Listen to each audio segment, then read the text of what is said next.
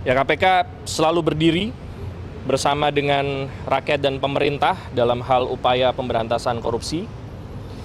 Dan pernyataan Bapak Presiden Prabowo Subianto ini menunjukkan keseriusan pemerintah dalam rangka tersebut, dan KPK berharap untuk pembahasan RUU perampasan aset dapat segera dilakukan oleh saudara-saudara kita di DPR RI agar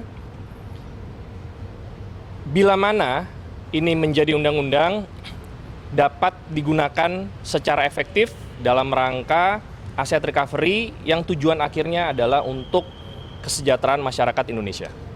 Mas, terkait pernyataan pertama, apakah betul Mas? Saksi pertama di perkara apa? Bang BJB. Saya harus mendengar terlebih dahulu ya. Ini pernyataan ada videonya. Ada. Oke, nanti tolong di-share dulu ke saya ya. Karena kalau untuk Bang Jabar Banten, mohon maaf, untuk Bang BJB ini rekan-rekan kan sudah sama-sama mengetahui sudah ada saksi-saksi yang dilakukan pemanggilan. Jadi saya perlu mengetahui dalam konteks apa beliau menyampaikan hal tersebut. Ya.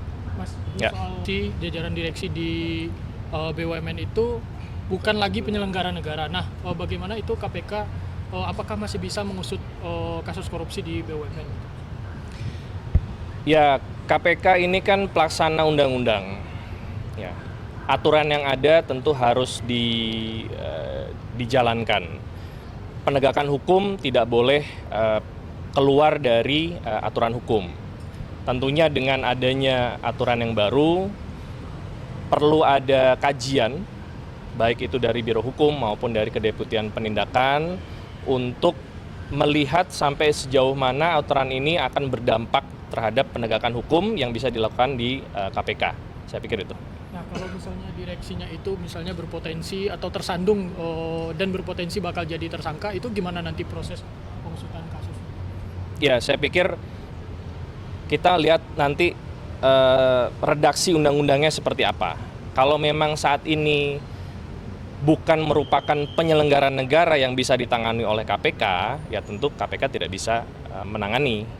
Nanti bagaimana nanti upayanya? Nah, ini kenapa saya sampaikan perlu kajian? Tentu ini pemerintah dalam hal ini Presiden Prabowo Subianto kan menginginkan yang pertama meminimalisir atau menghilangkan adanya kebocoran anggaran. Nah, yang kedua, korupsi bisa kurang atau hilang. Nah, KPK tentu akan memberikan masukan-masukan kepada pemerintah Bapak Prabowo Subianto, mana yang perlu ditingkatkan, mana yang perlu diperbaiki. Tentunya hal ini menjadi salah satu concern KPK ya, termasuk salah satunya Undang-Undang BUMN. Bila memang ada hal-hal yang perlu diberikan masukan kepada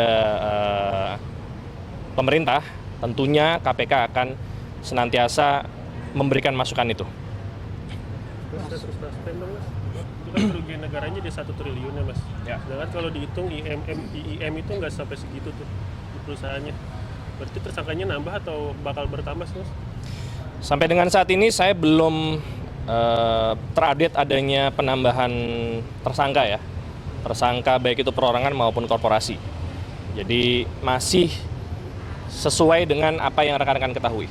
Mas, hari ini diperiksa dua saksi. Pertama, sekretaris perusahaan pengelolaan aset dan juga dirut PT Dana Reksa, yaitu Edi Winato, dan direktur investasi PT Pengelolaan Aset. Itu apakah memang ini pengembangan yang sudah dilakukan terkait kasus LPI? Karena penyidik yang melakukannya sama, Budi Sukmo. Untuk perkara LPI ini banyak perkaranya, teman-teman. Jadi ditangani oleh, kalau saya tidak salah, ada 4 satgas penyidikan. Dan bila ada saksi-saksi yang dipanggil oleh penyidik dalam rangka perkara ini, tentunya masih ada kaitannya. Baik itu dalam proses akuisisi maupun dalam proses aliran dana Jadi dua hal itu yang secara utama yang akan ditanyakan kepada saksi-saksi, terlepas dari pertanyaan-pertanyaan secara umum seperti job desk-nya mereka seperti apa, keterkaitannya seperti apa, pengetahuan mereka dalam perkara ini seperti apa. Jadi secara umum adalah seperti itu. Mas, ini kan udah beberapa kali mantan calon wakil wali kota Bandar Lampung, Ayudhya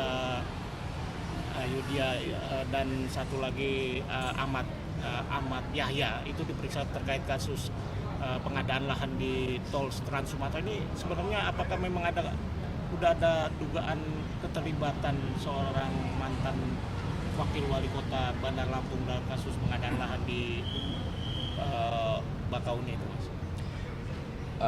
Sepanjang pengetahuan saya untuk perkara tersebut sudah hampir rampung. Sampai dengan saat ini untuk pemeriksaan saksi ini adalah menambah atau memperkuat berdasarkan permintaan dari BPKP dan juga jaksa penuntut umum.